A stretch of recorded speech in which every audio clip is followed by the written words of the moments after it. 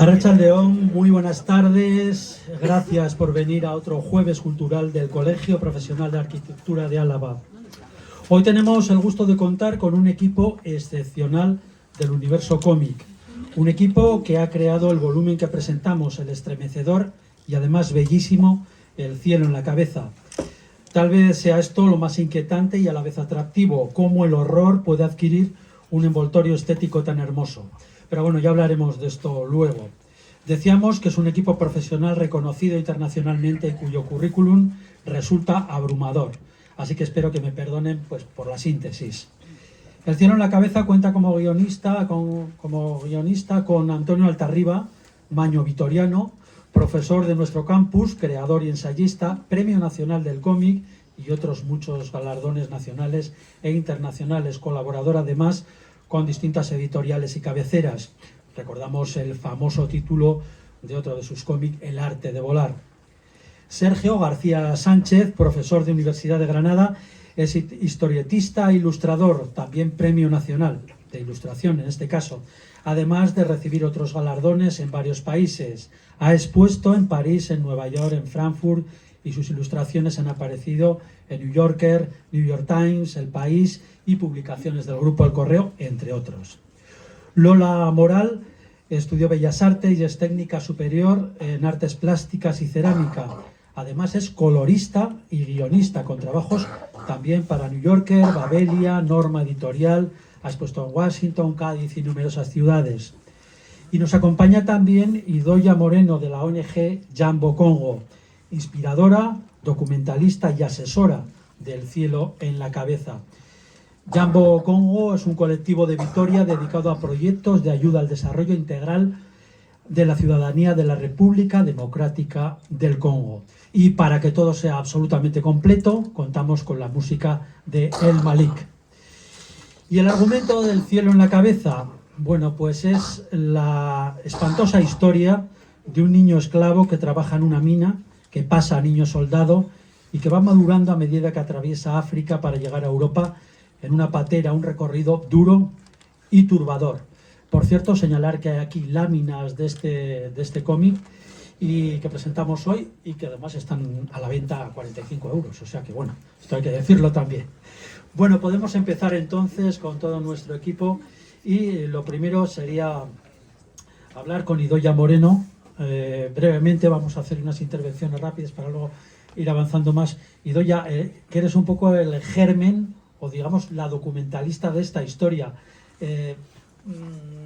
A mí esto es real, lo que cuentas. Desgraciadamente sí.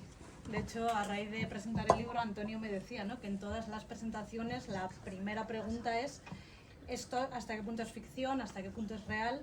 Y siempre vamos, que desgraciadamente, una vez más, la historia real, ¿no?, supera a la ficción. Me acuerdo cuando Antonio me pasó el guión, una de las primeras versiones, yo le decía, Antonio, esto es muy bestia. Y me decía, pero si son cosas que me has contado tú. Digo, no, es que todo es real. O sea, absolutamente todo es real, incluso se queda corto, ¿no? Pero desgraciadamente, insisto, todas y cada una de las situaciones que ocurren en el cómic son bien que me lo han contado a mí pacientes, que llevo 10 años asistiendo, o me dicen que no se oye. Sí, más fuerte. Sí. A ver, tenemos un solo micrófono, nos han dicho que no queríais micrófono. Si queréis nos podemos ir pasando el micro. Un poco, un poquito más. Sí, mejor, ¿no? Un poquito más. ¿Ahora? Mejor. Ahora sí. Ah, vale. Pues desgraciadamente, como os decía, todas y cada una de las historias que aparecen en el cómic son historias pues, que me han contado a mí en primera persona mujeres, pacientes, o historias que me han contado las hermanas con las que trabajamos ahí en Congo, que llevan más de 50 años en el país y que desgraciadamente son historias verídicas de primera mano e insisto que se quedan cortas, que la realidad es incluso peor. Idoia, yo ya grito. Idoia, un aspecto positivo que podamos ver del Congo, de toda esta zona, porque la visión que tenemos es verdaderamente espantosa, ¿no?, a pesar de la belleza estética. Y es que es la realidad. O sea, el Congo, yo siempre digo, para mí es un paraíso porque yo soy mucho de selva y es selva virgen, maravillosa y preciosa, como vais a ver en el cómic, pero la situación es la que se describe en el cómic y lo que es descorazonador, y yo siempre digo, ¿no?, junto con las hermanas, que tenemos perdida la fe en la humanidad completamente, es porque Yo llevo allí 10 años y lo corroboro, incluso las hermanas que llevan allí 50, la situación siempre va a peor. No solo no mejora, sino que lo que vamos a ir hablando, ¿no? La violencia sexual, la hambruna, la muerte infantil, la falta de recursos y la miseria extrema en la que viven siempre va a peor. El primer año que estuve allí vino un periodista italiano de 75 años que le habían dado un montón de premios en Italia porque era periodista de guerra. Y me decía, mira, es la quinta vez que vengo al Congo en mi vida, vine por primera vez con 23, esta es la quinta a mis 75 años, y es increíble, pero cada vez que vengo siempre me voy diciendo, esto no puede ir a peor, y cada vez que vengo me sorprendo y me horrorizo viendo que los niños se mueren más, que se mueren de hambre literal, que la violencia sexual es mucho más intensa y más violenta, y que la situación del país es más anárquica, más caótica y peor. Entonces tenemos totalmente, no solo no mejora, sino que, insisto, va peor porque cada vez necesitamos más minerales, que es lo que luego hablaremos, el porqué de esta violencia. Entonces siempre va peor, más guerra y más violencia. Antonio, cuéntanos un poco por qué te interesaste por este tema, porque eres guionista de cantidad de cómics, de cantidad de historias, ensayista. ¿Por qué es tan concreto? Bueno, pues realmente tú lo has explicado muy bien en la presentación cuando dices que Idoia fue la inspiradora, porque Sergio, Lola y yo estábamos ya buscando un proyecto y le estábamos dando vueltas a distintas ideas que habíamos planteado y que no terminaban de ir por esa línea, pero coincidimos Idoia y yo en un premio que nos dieron y todo esto, y cuando simplemente fueron, pues me parece que tenías 3 minutos para hablar y agradecer el premio, pero en esos 3 minutos hizo una síntesis tan impactante de lo que ella había vivido, como ha hecho en esta introducción, y de cuál era la situación. Y además algo que me gustó fue efectivamente señalando los responsables, no haciendo simplemente una descripción, no, esto es un infierno, esto no sé qué, como si fuera una desgracia caída, una maldición caída del cielo, sino señalando cuáles eran las causas y hasta qué punto, en cierta medida, todos estamos un poco concernidos porque nuestra prosperidad, en alguna medida, aunque sea pequeña, depende de su desgracia, un poco. Hay unos vasos comunicantes, y yo creo que entonces les trasladé a Sergio y a Lola lo de hacer esta idea, tratar simplemente hacer, en realidad, si habéis leído el libro, es como una novela de iniciación, es un libro de aventuras en donde el protagonista, que empieza siendo muy joven, con 12 años, pues se va ya, aparece, irrumpe en la historia en una situación límite, enterrado por un derrumbamiento en una mina de coltán. Ya sabéis que la República Democrática del Congo tiene la desgracia de ser una maravilla geológica y de poseer muchas de esas tierras raras que son ahora tan codiciadas. El 70 o el 80% del coltán que utilizamos en nuestros móviles y en muchos de nuestros aparatitos electrónicos provienen de allí, y además de esa región del Kivu, ¿no?, que es una de las más... Entonces, empieza ahí renaciendo de casi una muerte, está sepultado bajo la tierra por ese derrumbamiento, y sale a la luz, respira, y entonces vamos a asistir a un periodo como de confrontación y de formación de este muchacho, hasta que comprende que la situación de su país es realmente insostenible y no tiene futuro, y emprende esta odisea de atravesar todo África como miles y miles de africanos, pues atraídos. El libro se titula El cielo en la cabeza, por una idea un poco paradisíaca, por unas estrellas de ilusión, de esperanza, que les iluminan, diciendo, bueno, ante el no futuro que me presenta mi país, mi entorno, quizá dicen que en otros países quizá pueda tener alguna esperanza. Gracias, Antonio. Lola, hemos hablado un poco, bueno, hemos presentado un poco tu currículum también, bueno, lo poquito que hemos presentado, pero lo que me llama la atención, y también has comentado tú que suele llamar mucho la atención a los profanos, aunque, bueno, a mí personalmente el cómic me encanta, eres colorista. Sí. ¿Qué es colorista? Bueno, una profesión un poco invisible porque nadie piensa que detrás de un libro aparentemente hay un personaje que da color a las páginas. Normalmente se ve el guión, no se ve el dibujo y no se tiene en cuenta que hay una persona que se ocupa, no siempre, no en todos los casos evidentemente, pero como profesión hay una labor muy importante por parte del colorista de aportar la información necesaria para complementar la historia del guionista y del dibujante. Háblanos de los colores de este...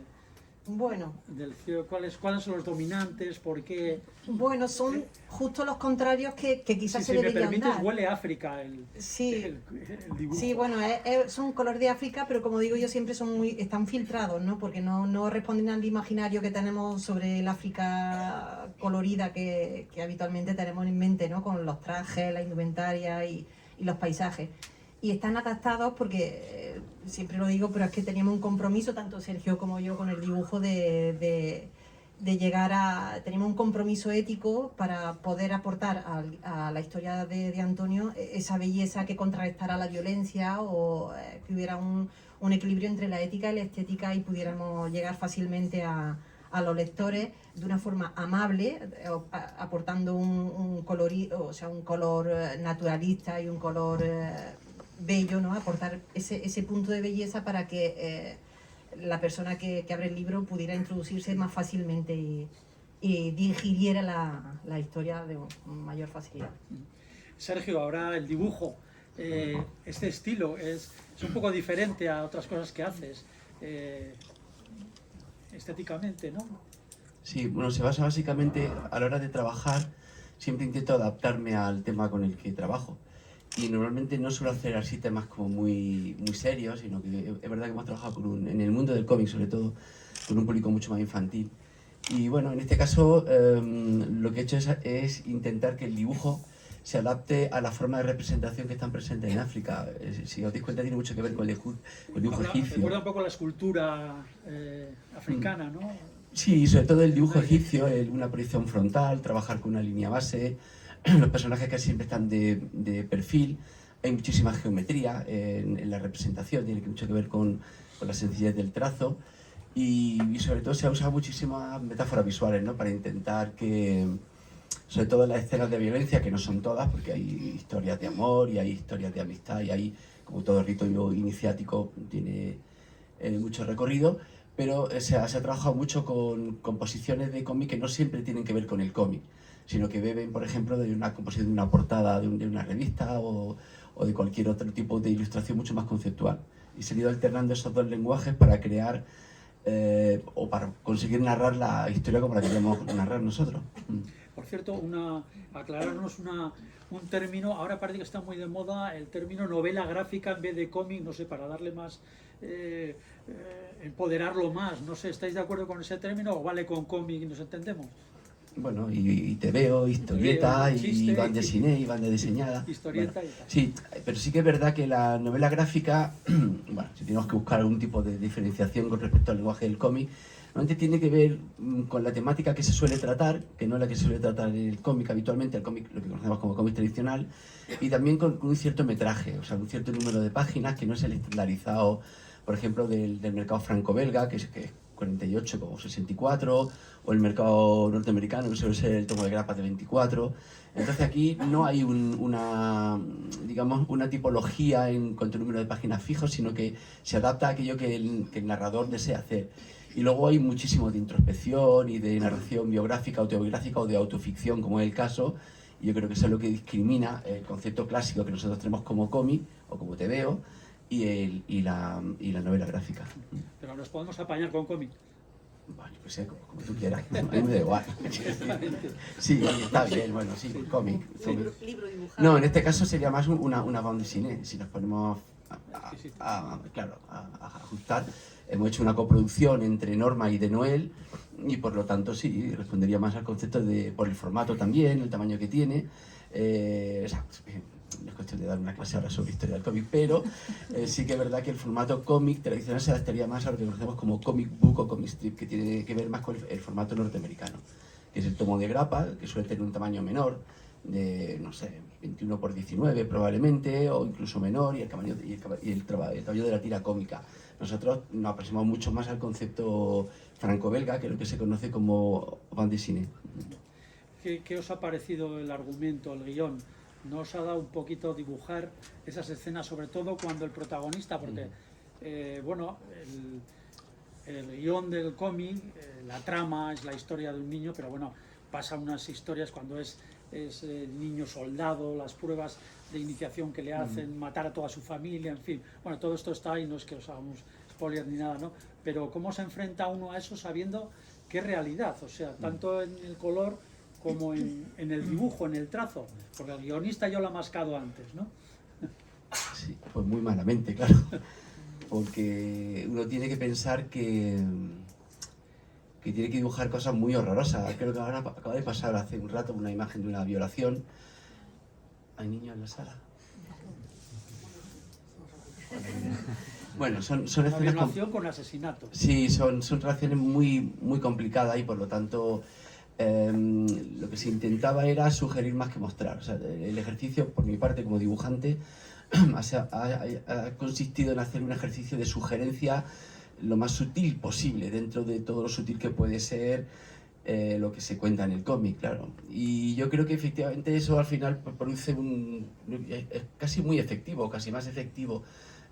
Antes hemos estado Antonio y yo debatiendo sobre el concepto de pornografía y de erotismo, y en este caso, en vez de nosotros hacer pornografía de la imagen, que es lo que sería una traducción literal de este tipo de situaciones, hemos intentado jugar con el erotismo, o sea, es decir, mostrar lo justo para que el lector imagine todo lo demás. Pero sí, ha sido muy duro, claro, porque intentar plantearse cómo dibujar este tipo de situaciones es muy complicado. Pero por otro lado, para mí ha sido muy satisfactorio, porque, no sé, tener la libertad de poder narrar como uno quiera y todo lo que ha aprendido uno a lo largo de los últimos 40 años, poder aplicarlo en libros como estos, que no siempre los editores son muy receptivos para este tipo de trabajos, pero tanto Norma como el de Noel no han dejado de trabajar, bueno, y naturalmente Antonio, claro, que es el guionista, no han dejado de trabajar con muchísima libertad.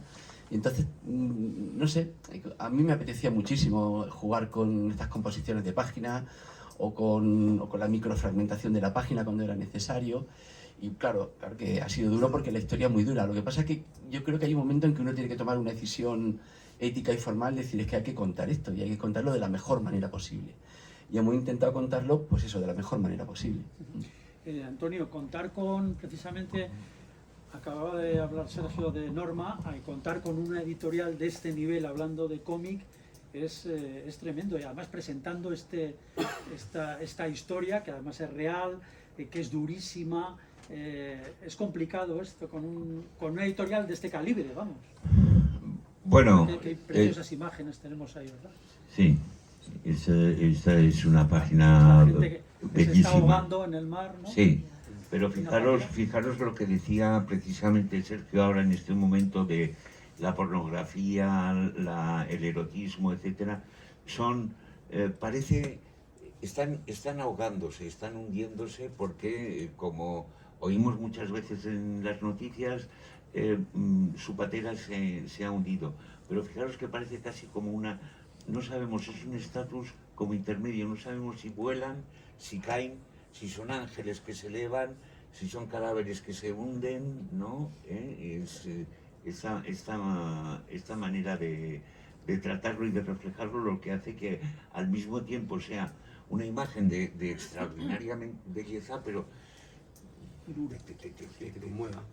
te conmueve por dentro, ¿no? Te conmueve por dentro, ¿no? el ver la historia, ¿no? Estábamos hablando de Norma, te preguntaba al principio de salir la imagen. No, bueno, pues yo creo que ahora, tanto Sergio como yo, afortunadamente, pues una de las cosas que tiene lo de hacerse mayor buenas es que, claro, pues ya tienes detrás una trayectoria, tienes detrás una serie de contactos y desde luego nosotros hemos trabajado con las dos editoriales con absoluta libertad. En ningún momento hemos tenido ningún tipo de presión, ni de consejo, ni de...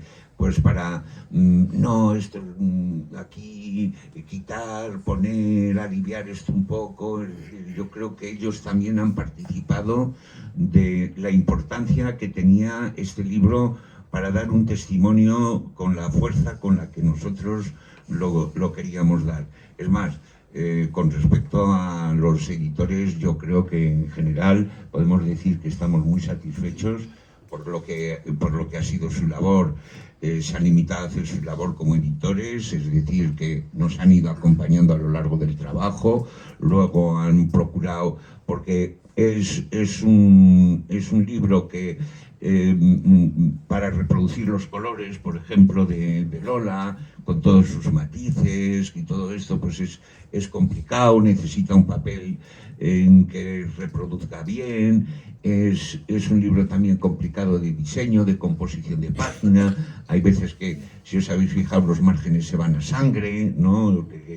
Otras veces que tienen un margen negro. Es un libro que técnicamente también es complejo, y allí han echado realmente el resto, y no solamente eso, sino que nos han dado luego en el lanzamiento un apoyo muy importante, han hecho una muy buena promoción. Hemos tenido la suerte de ganar unos cuantos premios ya desde que el libro salió a finales del año pasado, y bueno, hemos podido aprovechar esas ocasiones pues para dar a conocer y difundir mejor el libro. Y fijaros, a estas ya hace pues un tiempo que el libro está en el mercado, y yo quería hacer, claro, en Vitoria quería hacer algo muy especial, porque al fin y al cabo, como dices, soy maño vitoriano. Pero bueno, tengo 50 años de vitoriano y 20 de maño, o sea que gana Vitoria por goleada, ¿no? O sea y además habéis cobrado. Esto de los artistas a veces, ¿verdad? Bueno, efectivamente, ¿no? Es lo que uno espera, hombre. No, que digo que es lo que uno espera cobrar. Claro, pero es que a veces esto va... No, lo bueno que tiene, claro, de trabajar con editoriales ya importantes que tienen una buena red de distribución, etcétera, son que partes ya de unas tiradas que podríamos decir relativamente importantes.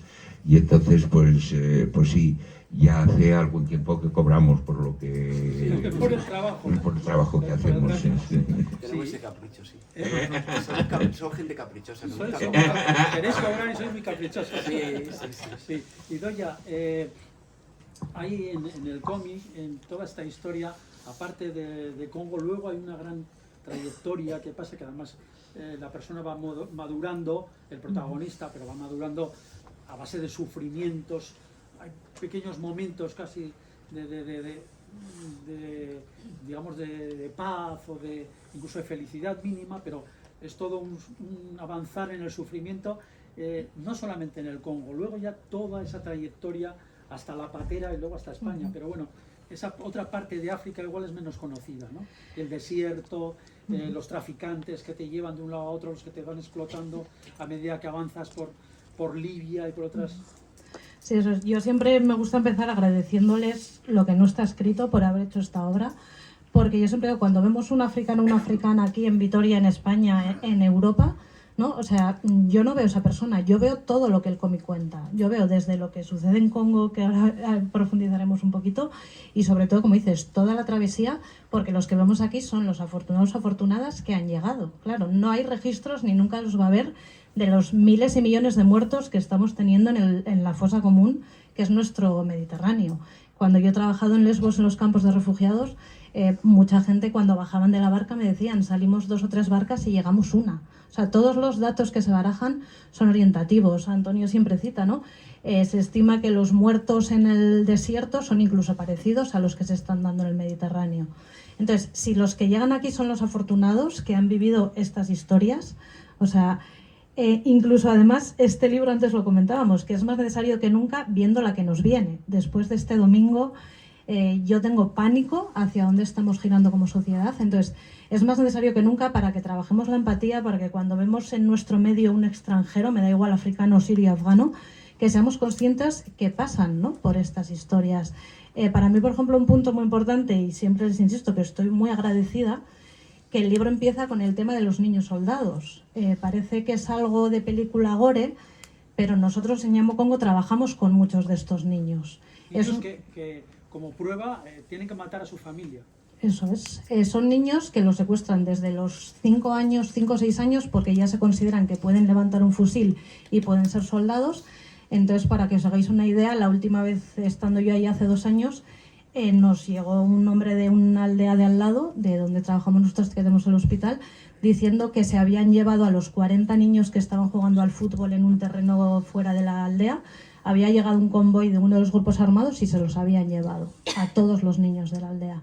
Entonces, esa escena que los que habéis leído os horroriza y que la leeréis, es una escena verídica que a mí me contó uno de los alumnos que teníamos en nuestra escuela de formación profesional. ¿Por qué ese salvajismo extremo de que, como tú insistes, ¿no?, el rito de iniciación para entrar al grupo les obligan a violar a su madre, a su hermana, a ejecutarlos, a comerse partes de su cuerpo, etcétera? Porque, por un lado, quedan tan traumatizados, claro, que son niños psiquiátricos ya para el resto de su vida, están completamente locos, además de que luego los drogan con metanfetaminas para los ataques, etcétera. Pero es una estrategia muy pensada porque es una forma de destruir toda raíz de ese niño. A raíz de ese asesinato, una vez, por supuesto, que matas a tus padres, ya te da igual matar a cualquier otra persona, y sobre todo generas que el único sentimiento a un grupo que vas a tener, esa persona va a ser ese grupo armado. Entonces evitan que huyan y es una herramienta para ganar una afinidad, una unión de grupo. A esto sumamos, claro, estos grupos armados genera esta violencia por el control de los minerales. Seguro que todas habéis oído hablar del coltán, la casiterita.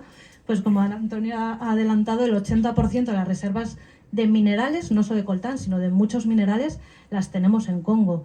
¿Eso que implica? Que hay una guerra de guerrillas, porque la mayoría son militares ruandeses, porque Ruanda es el primer exportador de minerales a nivel mundial y no tiene una sola mina. Entonces, son grupos armados, militares y mercenarios pagados. Señores de la guerra. Eso es, pagados por las principales multinacionales, que son europeas, canadienses, etcétera. ¿Qué hacen? Por controlar estas zonas donde están estas minas, masacran a la población civil y sobre todo se utiliza la violación como arma de guerra. Quiero hacer un hincapié en esto porque Congo se pone como ejemplo. La violación desgraciadamente se utiliza en todos los conflictos armados, como se está usando en Palestina, en Ucrania, y no se nombra, solo hablamos de muertos y de masacres, y no se cita, ¿no?, la cantidad de mujeres, niñas y ancianas que se violan a diario. Lo que tenemos en Congo, que ya no es solo una violación, sino es utilizada como herramienta de tortura.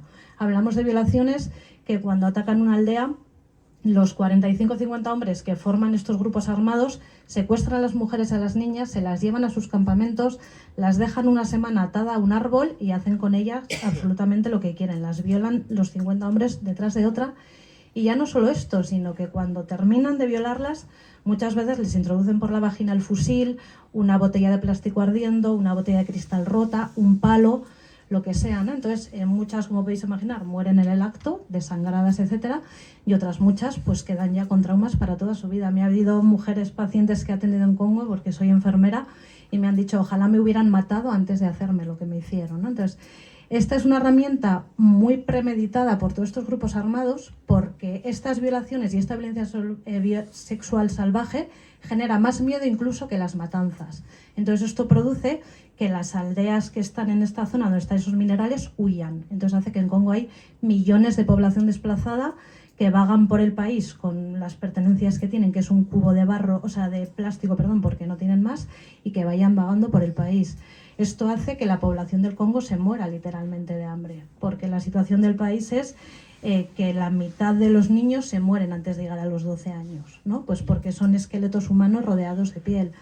Entonces a mí siempre lo pongo porque me parece muy significativo del país, que cuando atiendo partos y así, hablando con mujeres, muchas veces no me preguntan cuántos hijos tienes, me preguntan cuántas veces has parido, porque ya se da por hecho que la mitad de los hijos se mueren, ¿no? Entonces, esta es la situación que narra el cómic. Para mí es súper importante esa primera parte, y luego, como decías, haber trabajado no solo allí, sino como responsable de de una clínica en el campo de refugiados de Lesbos, que os sonará que en su día se habló mucho. Estuve como responsable de la clínica de Médicos Sin Fronteras y fue una situación incluso más dura. Yo venía 8 años de esta situación que os narro. Ha sido la primera situación en la vida en la que sistemáticamente en el campo de refugiados europeo, porque Lesbos es Unión Europea, asistíamos suicidios e intentos de suicidio. A Lesbos viene esta gente que hace el periplo que se narra en el Congo, o sea, en el libro. Podéis imaginar la mochila, los traumas que esta gente trae, ¿no? Y encima llegan a Europa y se encuentran con que todavía nosotros somos más inhumanos que los políticos africanos que tanto nos jactamos de poner de corruptos, etcétera, ¿no? Yo lo que he vivido en el campo de refugiados de Lesbos, responsable de ACNUR, de Unión Europea, gobiernos europeos, es una situación muchísimo más inhumana que lo que he vivido en Centroáfrica, en Congo, que son los países más violentos y más pobres del mundo. Una vez a la semana teníamos que coser muñecas, literalmente, a los menores no acompañados, que son niños y niñas, porque se cortan las venas, precisamente por la falta de futuro, porque vienen de eso, ¿no? Y te decían, yo solo quiero venir a Europa para vivir en paz, yo no quiero paguitas, yo no quiero dinero, solo quiero vivir en seguridad. Y aquí me encuentro con que llevo 5 años en este infierno, donde me están violando sistemáticamente y donde no tengo ningún atisbo de futuro. Bueno, pues, ¿qué podemos añadir a estas palabras? De todas formas, Antonio, has conseguido que contar todo esto, guionizar todo esto, pero además hacerlo de manera que lo estás leyendo y es un libro de aventuras, lo he dicho antes, que eso es importante, no estás leyendo una crónica dura, que sí que la estás leyendo, pero a la vez estás leyendo una historia que es absolutamente entretenida por cómo se va desarrollando, cómo cambian los escenarios, los personajes, las situaciones. Esto tiene su mérito. Sí, bueno, la verdad es que África ofrece tanto unos escenarios como unas situaciones culturales que permiten precisamente hacer de este libro lo que yo suelo denominar, que a mí me parece que es una odisea realmente, ¿no? Si hoy quisiéramos decir quiénes son los Ulises, los héroes que hacen ese viaje lleno de peligros en busca de una isla de prosperidad y de felicidad y de todo esto, pues yo diría que son los emigrantes, son los que afrontan todos estos grandes peligros. Entonces, es verdad que, por ejemplo, allí, y eso lo he intentado reflejar, sigue existiendo una cultura tradicional, sobre todo en todo lo que es el África subsahariana. Tienen culturas y religiones animistas, y en ese sentido mantienen una relación con la naturaleza. El episodio que transcurre en la zona de los Baka, que es una de las tribus que nosotros conocemos igual más corrientemente como de los pigmeos, ¿no? Pero que se llaman vacas realmente, ¿no? Entonces, vemos cómo sus tradiciones son enormemente respetuosas con el entorno. Viven muy... nosotros hablamos ahora de tomar nuevas medidas, hay que buscar nuevas relaciones con la naturaleza y con nuestro entorno, porque realmente ya vemos cómo el planeta está dando señales de que algo no termina de funcionar. Entonces ves que desde esta cultura también tenemos algo que aprender. Y luego yo creo que lo he contado o he intentado contarlo todo a través de esa especie de realismo mágico que es muy propio de la literatura popular africana, que a mí me gusta mucho, leyendo cuentos, hay algunas recopilaciones de cuentos populares africanos, y entonces aquí ves cómo realmente los seres vivos no se diferencian. Los árboles tienen un nombre propio, porque son realmente seres con los que mantienen una relación muy estrecha. No solo les da sombra, les da frutos, lo conocen, lo han visto crecer, ¿no? O en un momento determinado, pues para ellos, el que exista un cruce entre un animal y un vegetal y que de ellos salga un humano superheroico, es decir, las mitologías superheroicas comparadas con un poco estas narrativas tradicionales africanas se quedan a la altura del barro.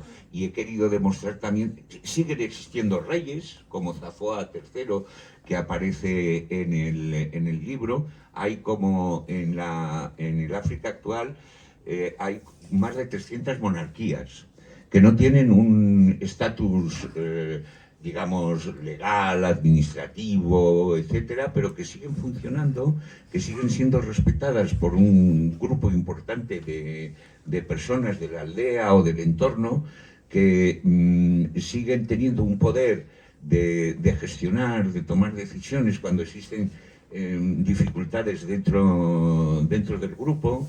Y bueno, pues allí donde no ha entrado todavía, digamos, los intereses económicos que el poscolonialismo ha ido introduciendo, todavía encontramos esa parte un poco todavía de magia.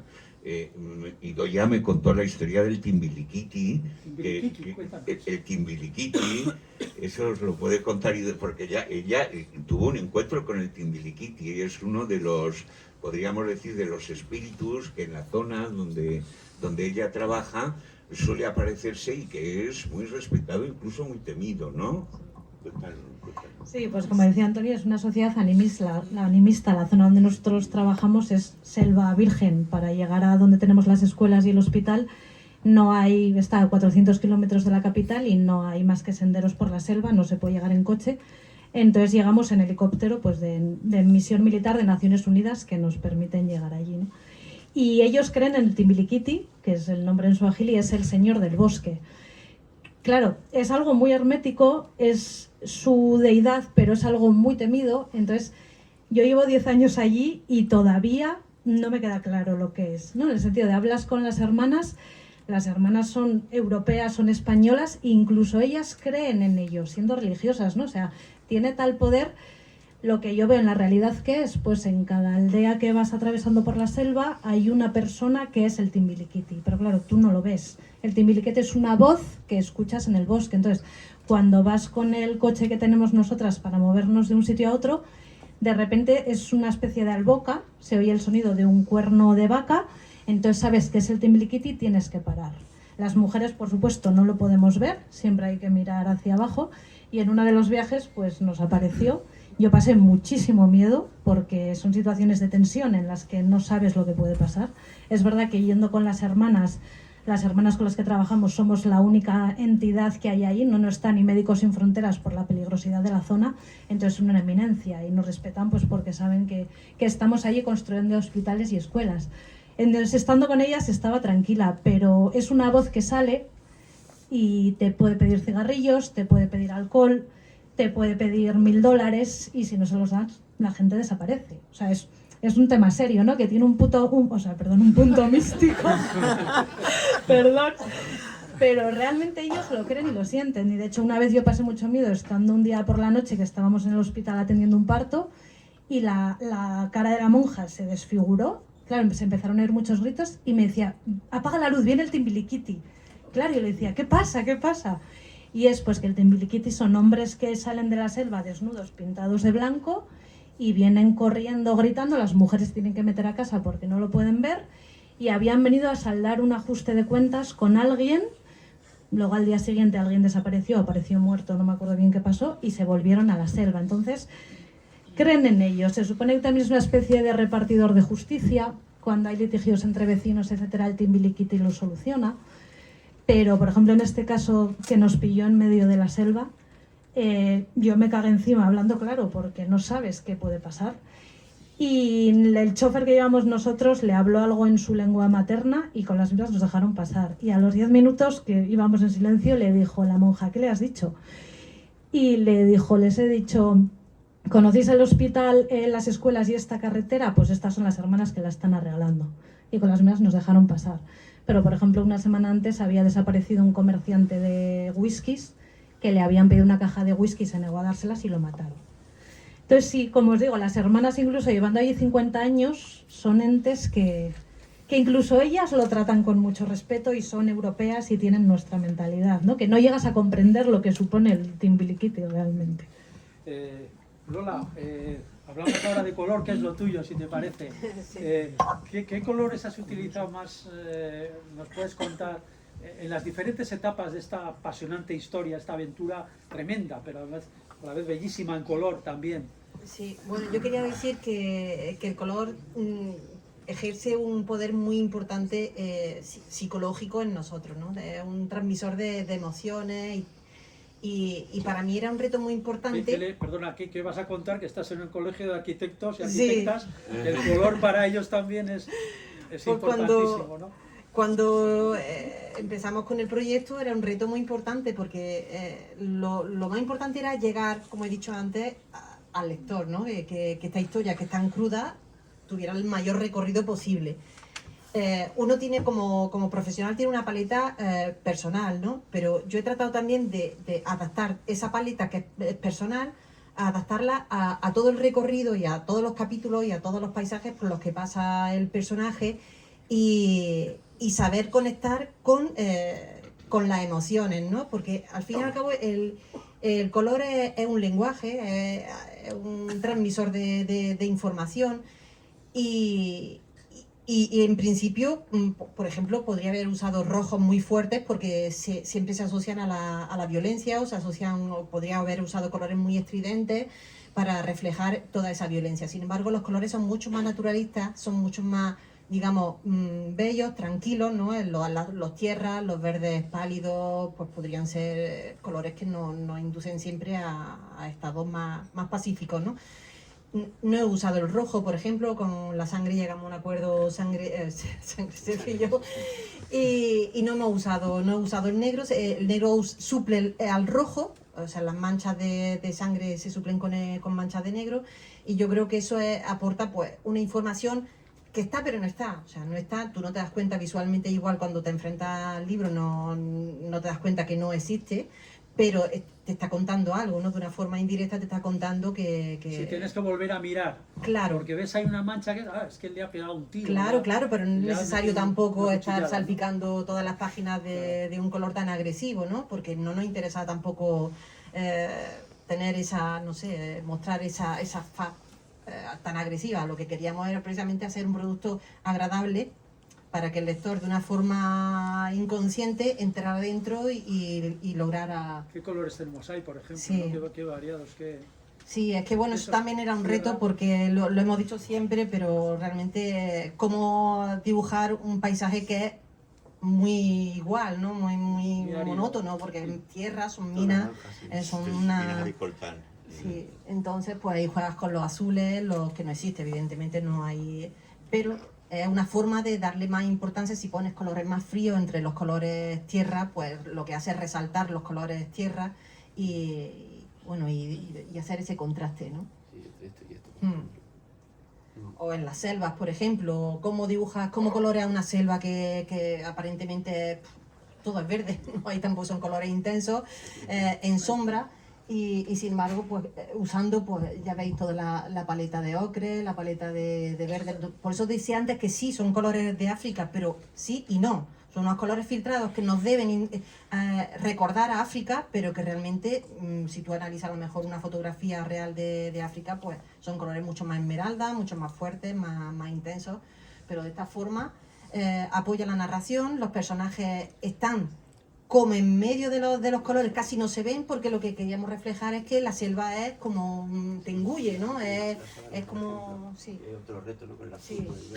El cielo hay Los colores más intensos, en la primera parte los colores son menos intensos para que la mina destaque más que el propio cielo, y aquí, bueno, se ve no hay una sola nube. El juego también de la hierba que Sergio ha hecho con la línea creo que refleja espléndidamente esa brisa de esos grandes paisajes.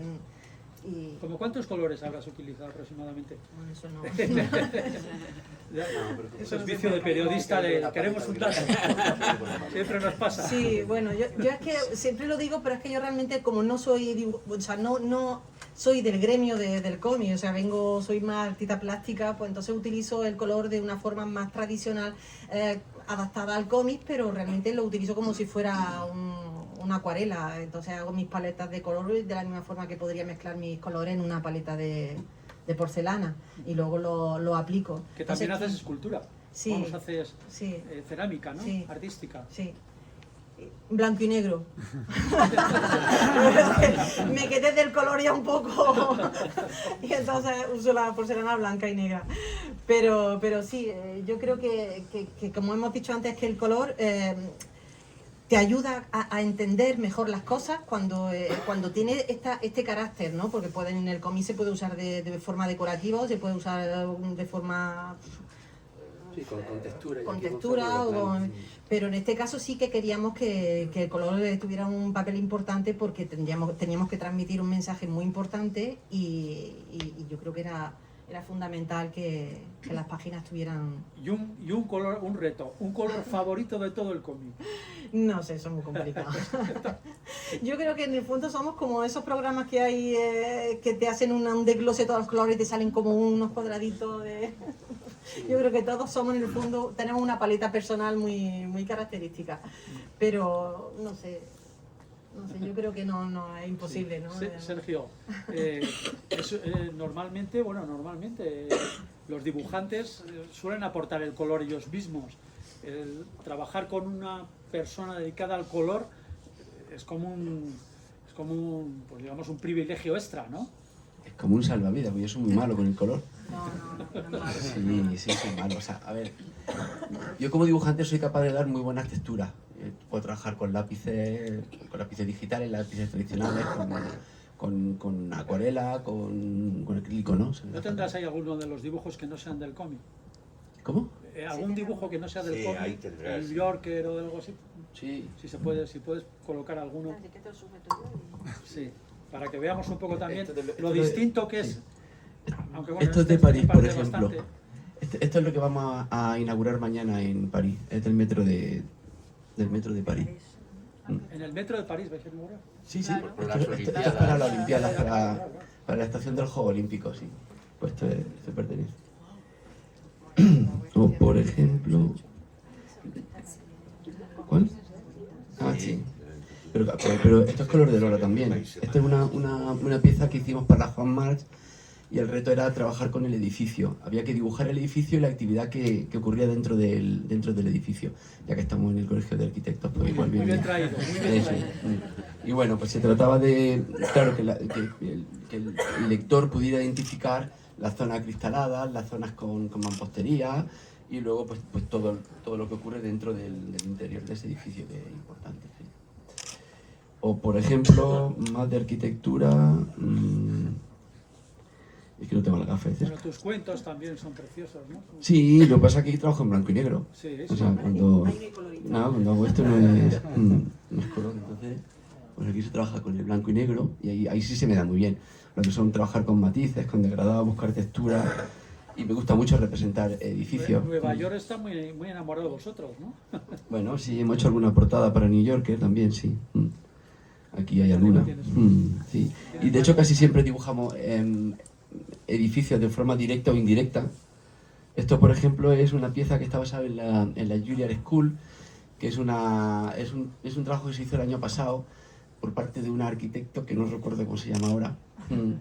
No, esto es... Y bueno, tiene la ventaja, es una especie de ala que se le ha añadido al edificio principal y se ha hecho completamente transparente para que la gente que pasa por la calle pueda identificar qué es lo que ocurre dentro del edificio. Y en este caso, bueno, pues tenemos aquí a una gente que está tocando y tal, a un grupo de bailarinas que están saliendo un movimiento y luego pues una niña que hay aquí abajo que está imitando lo que hay arriba, ¿no? Y que será probablemente una futura alumna de la Juilliard School. Bueno, no sé, y más de edificio pues tenemos por ejemplo, el Grand Central Terminal, que lo usamos para Halloween, es una portada de Halloween, sí.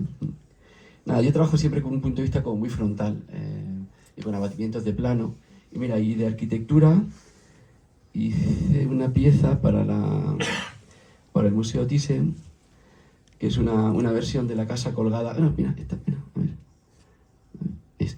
Esto lo hice primero para el Colegio de Arquitectos de Granada, que me pidieron un artículo y yo prefería hacerle una reflexión desde el punto de vista del dibujo de lo que yo opino o lo que yo veo que es la representación arquitectónica, con abatimientos de plano, con rotaciones, con jerarquía de representación y todo eso. Y a partir de esta pieza, pues elaboré, pasa que nos estamos saliendo un poco del tema. Pero, Ahora volvemos, será un poco para... pues está este edificio que hice para el Museo Thyssen, que es una pieza que funciona en las 4 direcciones del espacio. Y el que se juega también con la arquitectura. Tú lo puedes ir girando, lo puedes ir abatiendo, ¿ves? Y en cada uno de ellos hay una disposición de obras que estén en el Thyssen. Esto, por ejemplo, es el de Hopper, ¿cómo se llama? El de una chica en una habitación de hotel. Y nada, y está inspirado en este cuadro que sí reconoceréis de Paul Klee, que es el de Casa Giratoria. Entonces, bueno, a partir de ahí pues hay un montón de referencias. Aquí está Richard Estes, por ejemplo, con este trocito es de George Grosz. Aquí tenemos a Hopper, a Tom Wesselmann. Aquí está Magritte, en fin. Roy Lichtenstein, que lleva una camiseta de Roy Lichtenstein. En fin, ya está. Bueno, pues volvemos, ¿Lo voy? volvemos al tema. Ya Sí, les a hemos dado- mí se me da matraca y yo empiezo a escribir. No, Sergio. pero está encantado. Perdón. ¿Que cómo pasa del primer mundo a dibujar el cómic? De dibujar esto que estás haciendo para Nueva York y tal a una historia tan fuerte como... Nos costó trabajo. Sí, nos costó mucho trabajo, pero no sé, tenéis que entender que en cierto modo somos profesionales. Es decir, En cierto modo, ¿eh? En cierto modo, no, sí. Somos un No en poquito, todos los modos. somos un poquito profesionales, bueno, una forma de hablar. No, y claro, uno tiene que adaptarse a aquello que hay, ¿no? Y es verdad que esta no era la historia que yo pensaba que íbamos a narrar. De hecho, era una cosa así como mucho más liviana y experimental, pero mucho más liviana. Pero bueno, esa entrega de premios cambió nuestra vida. Cuando Antonio descubrió lo que Idoia y su organización hace, pues se nos planteó este reto. Yo pensaba, y bueno, no sé si Lola, pero yo pensaba que no lo podría hacer, sinceramente, que no estaba preparado para poder hacerlo, ni formalmente, ni tampoco anímicamente. Y bueno, fue terrible. O sea, las primeras 12 páginas fueron terribles de dibujar. Además se dieron circunstancias personales que lo complicaron todo. Pero bueno, una vez ya que pasamos lo gordo, no sé si has leído el libro, pero bueno. Bueno, pues una vez que pasamos lo gordo, pues ya como que, bueno, ya digamos que uno ya conceptualiza el tono gráfico y narrativo con el que va a trabajar, y ya se trabaja no en modo crucero, pero sí en un modo como más profesional, ¿no? Sin estar tan afectado. Así que bueno, sí. Pero ten en cuenta que mientras hacíamos este proyecto duró 3 años.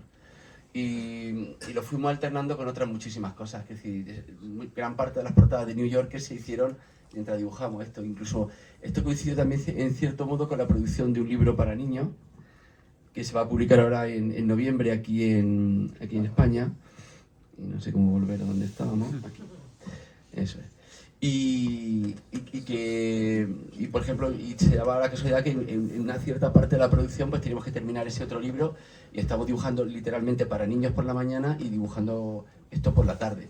Entonces cambiar, Otro tipo de niños. claro, entonces cambiar el chip es un poquito complicado, la verdad. Sí tiene, lo que pasa es que bueno, somos profesionales y nos dedicamos a esto, y no sé, imagino que un arquitecto igual está trabajando un proyecto de algo y luego al mismo tiempo tiene que resolver un problema técnico de otra cosa. Y se hace porque somos profesionales. Así que, Luego, en unos momentos vamos a establecer un turno de preguntas, unas poquitas solo ya para terminar, pero antes quería yo que Idoia nos contara o que nos contara más bien, que respondiera a la pregunta de ¿no tenéis miedo allí donde estáis? Lo que estáis pasando es verdaderamente duro en toda esta zona, señores de la guerra, sin ningún tipo de protección. No lo sé. Es la pregunta del millón siempre, claro. Y yo siempre, mi protección, hablando claro, es ser blanca. O sea, esa es mi mayor protección. Nosotros contamos con 2 factores, que por un lado, como os adelanto ya, las hermanas son allí una eminencia, pues en la zona del este del Kivu, muchas veces, para que os eche la idea, es la primera vez que ven una persona blanca. Muchos niños cuando me ven a mí me tocan y se miran la mano porque piensan que les voy a desteñir. O sea, dentro del Congo es una zona muy aislada. Pero las hermanas, que son 5 españolas blancas y luego hay africanas, llevan allí, como os decía, 50 años y son las únicas que han estado allí durante la guerra. Bueno, entonces la población las admira porque saben que están ahí por y para ellos. ¿Saben? ¿No son también un peligro para los señores de la guerra? Las respetan, precisamente las respetan. Yo he visto una vez se me clavó uno de los mayores señores de la guerra, buscado por el Tribunal de la Haya, etcétera, etcétera. Sí, uno que aparece aquí prácticamente. Eso es, venir donde la monja, arrodillarse y darle un beso en los pies. O sea, porque estas son tan queridas, por un lado, como os decía, son el hospital nuestro es lo único que hay, son las únicas escuelas. Y sobre todo que saben que están ahí por y para ellos, que están luchando por la población. Y luego otra cosa que es triste, pero lo que te decía, porque a mí siempre, y no te violan y no te atacan. Desgraciadamente pueden violar, como hacen, asesinar a miles, millones de africanas, de negras, hablando claro, y nos da absolutamente igual, porque del Congo ni se habla porque no interesa que se hable precisamente, porque interesa que eso se tenga silenciado, ¿no? Si a mí me pasa algo, si a mí me violan, si a mí me matan en Congo, se hace eco internacional, como cuando matan estos periodistas, etcétera, ¿no? En Etiopía el año pasado va a salir a nivel internacional que la cooperante blanca española ha sido asesinada en Congo, entonces no interesa que se descubra el pastel que también tienen allí montado y tan tapado. Siempre puede haber un loco psiquiátrico de más o drogado de más, ¿no? Que aparezcan allí, pero yo sí que he pasado momentos de tensión porque muchas de estas entre tiros, claro, pero siempre es el estar en el momento equivocado, o sea, que el peligro es que te pide una bala perdida, perdón. Así como hay misiones en Siria, por ejemplo, de Médicos Sin Fronteras, que los occidentales no podemos ir porque van a por ti, a secuestrarte, etcétera. En África eso no suele pasar. Precisamente te respetan un poco por eso, porque no les interesa. O sea, saben muy bien tanto los mercenarios como los cascos azules de Naciones Unidas, que no tenemos tiempo para entrar, pero son los mayores violadores de la población. Se supone los que están ahí en misión de paz. Y yo he asistido a cientos de mujeres y niñas violadas por militares de Naciones Unidas. Entonces, ellos también saben que a las africanas las pueden violar y hacer lo que quieran con ellas, pero que a las blancas, ojo, que esto descubre muchas cosas, que nos van a dar un toque de arriba que no interesa que se hable. Bueno, pues si os parece, alguien tiene alguna pregunta que quiera hacer, respondida brevemente para dar tiempo a alguna pregunta más y luego ya escuchamos la magnífica música preparada y bueno, ¿alguna pregunta? ¿Alguna inquietud que tenga alguien? Podéis animar, que no para... A ver, sí. Tengo una pregunta para Antonio. Si puedes. Si te levantas, por favor, y levantas la voz. O espera, igual. Bueno, sí. Levanto la voz. Eso, venga. Leyendo el cómic, resuena mucho Conrad, ¿no? Y es un poco... Sí. Has tenido ahí... Sí. Es el viaje contrario casi. Sí. Es que realmente... bueno, lo que compruebas lo decía Idoia cuando hablaba de este reportero que había ido ya por quinta vez y decía que siempre pensaba que eso no podía empeorar, pero volvía y todavía lo encontraba peor, ¿no? Es verdad que yo creo que la República Democrática del Congo, esa definición que debe dar título a la novela, sigue siendo el corazón de las tinieblas, ¿no? Desde todos los puntos de vista, ¿no? Idoia hacía también alusión a esa especie de apagón informativo. No sabemos nada, es decir, es que es además un estado en el que el último censo electoral, más o menos aproximado, porque es un país inmenso, es prácticamente como toda Europa, ¿no? El último censo se hizo en 1984. Y desde entonces no sabemos ni siquiera cuántos habitantes hay en la República Democrática del Congo. Eso de llevar tener un carnet de identidad, un reconocimiento administrativo, hay mucha gente que funciona por ahí sin tener ningún tipo de es decir, que es realmente efectivo, es un lugar. En diciembre, por ejemplo, no hace mucho, hubo elecciones. Aquí nos enteramos de algo.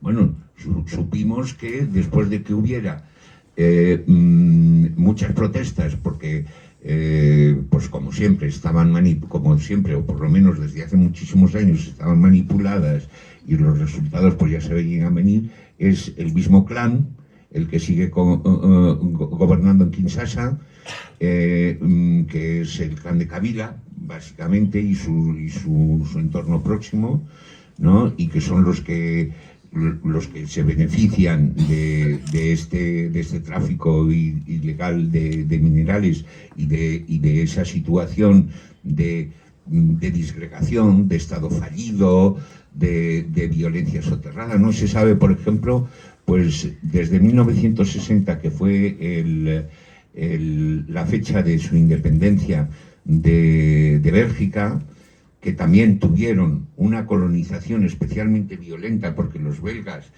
que mucho tintín y mucho bombón, pero en la República Democrática del Congo la verdad es que se portaron de una manera bastante dura y bastante cruel, teniendo en cuenta incluso los propios parámetros coloniales de otros países. Entonces, podríamos decir, bueno, ha habido dos guerras oficiales, pero el estado de violencia es un estado latente. Entonces, pues bueno, se calcula que aproximadamente, pero son todas cifras estimativas, desde 1960 hasta hoy, pues puede haber muerto como consecuencias de confrontaciones y de enfrentamientos armados, pues unos 10 millones de muertos, ¿no? Es decir que ahí sigue el corazón de las tinieblas en todas las acepciones del término, lo que supone, como incluso se han hecho encuestas de lo que supone, por ejemplo, pues para... yo leí un artículo porque tampoco hay muchas referencias, digamos, científicas o estudiosas sobre la situación, pero de unas encuestas que se habían hecho, un artículo relativamente reciente, me parece que era del 2016, 2017, ¿no? Entonces, donde contaban muchos cómo el vivir, el nacer, vivir, crecer en un estado de constante violencia, te acaba haciendo indiferente a los sentimientos. Dice, yo creo que yo no soy capaz de amar, le decía una persona en una entrevista, he perdido esa capacidad de tener. Entonces, pues yo te diría que efectivamente lo que Conrad presentaba en su novela sigue estando allí, desde ese punto de vista, desde esa falta de ese corazón roto, de ese corazón oscuro, pero también como agujero negro del que no tenemos información, porque de alguna manera yo creo que no nos interesa tener información, y luego los que podrían en algún caso poner el foco sobre ello tampoco tienen ningún interés, y por eso todas estas cosas ocurren. Pues bueno, pues porque hay alguien que lo cuenta como Idoia, y porque se produce esta coincidencia, porque como Conrad, pues un aventurero que consiguió incluso acercarse por allí, ¿no? ¿Alguna otra pregunta? Sí. A mí me gustaría preguntaros si, bueno, estas exposiciones que hacéis del trabajo se cuentan en las asociaciones que han vivido estas experiencias, y si habéis tenido feedback de la gente propia, de los que contáis que vemos por la calle, que han padecido esto. Sí, bueno, yo lo que hemos visto desde que se ha publicado el libro, aquí quizá la población, en Francia hay mucha población emigrante de origen, de primera generación, incluso algunos ya de segunda o tercera generación de origen africano. Incluso tienen sus propias redes de información. Hay una revista o una publicación que es una publicación muy seria y donde puedes encontrar, tienen una cadena de televisión que está dedicada exclusivamente a dar noticias y a dar información sobre África, que es Telesend Internacional, la revista de la que os hablo se llama Jeune Afrique, Joven África. Desde hace muchos años. Llevan muchos años. 50 años o así, por lo menos. Es una publicación que tiene mucho prestigio, que tiene mucho reconocimiento profesional dentro del periodismo en general, y luego dentro de la población africana, que son los que siguen y que más leen. Entonces nos hicieron una reseña sobre el libro diciendo que era un libro que estaba muy bien, que había huido un poco de esos tópicos que a veces utilizamos cuando presentamos África como territorio de aventuras o como el marco ideal, pues para tener un amor apasionado, por ejemplo, yo qué sé, ¿no? Entonces, y algunas de las personas que se han acercado también a la firma y todo eso nos han agradecido el que hayamos tratado el tema, y eso es quizá, de todas las críticas y de todo lo que hemos tenido, lo que quizá nos ha gustado más, ¿no? Ver que realmente hemos tomado una voz que responde a las inquietudes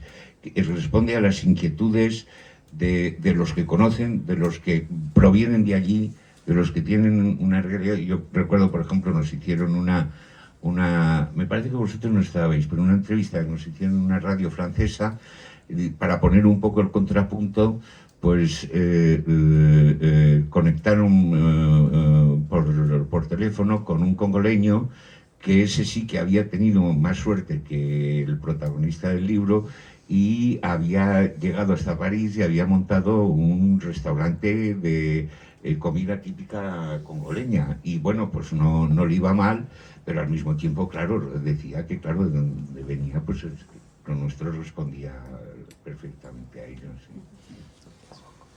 Muy bien, pues si no hay más preguntas...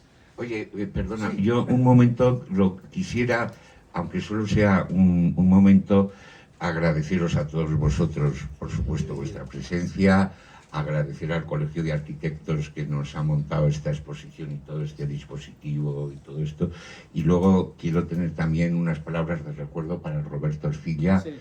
Que fue el que está en el origen de este acto. Este acto fue idea de Roberto, de presentarlo aquí, de hacerlo en colaboración con Siloa, que también está aquí presente, de preparar la exposición, y luego pues el colegio ha seguido y ha respetado escrupulosamente el diseño que tenía de presentación para el acto, y bueno, pues vayan estas palabras un poco de recuerdo para esta gran persona que fue Roberto y que tanto aportó a esta ciudad. Sí.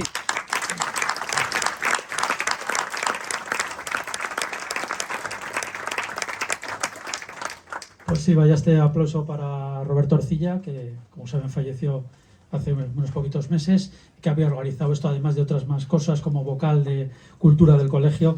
Y nada, pues está también aquí Zuloa, tiene ejemplares, la oportunidad es magnífica, porque además que el libro es una aventura fascinante, tiene toda esa carga de lo que hemos escuchado, y tenemos además la oportunidad que nos firmen aquí los artistas, que bueno, siempre es un lujazo también.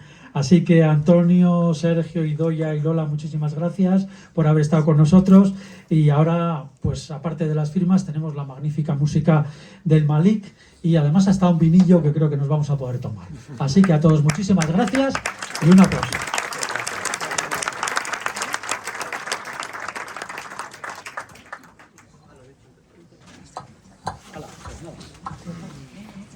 Lo dicho.